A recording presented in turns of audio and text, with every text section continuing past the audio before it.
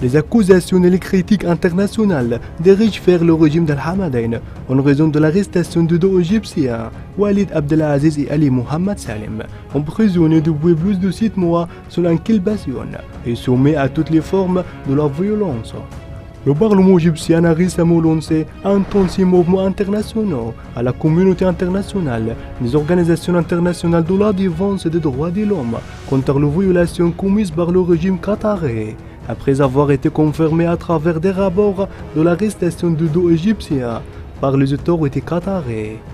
Le député Ala Abed, le président du comité des droits de l'homme du Parlement égyptien, a déclaré que ce qu'au Qatar et son régime visé contre l'Égyptien est un crime international. La Déclaration universelle des droits de l'homme affirme qu'il ne peut pas arrêter aucune personne arbitrairement. Alors le Parlement égyptien soumettra une planète au Conseil des droits de l'homme à Genève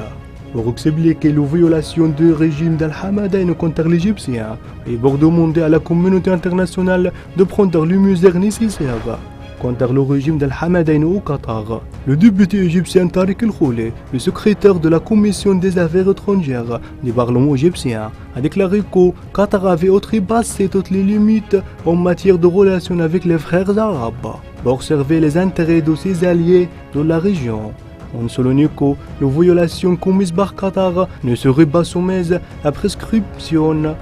et resteraient une hôte de droit du régime d'Al-Hamadain. Le régime qatari affronte aux critiques des droits de l'homme, de l'absence de démocratie et de liberté, ainsi que de violations flagrantes des droits de l'homme et un manque de respect de la loi.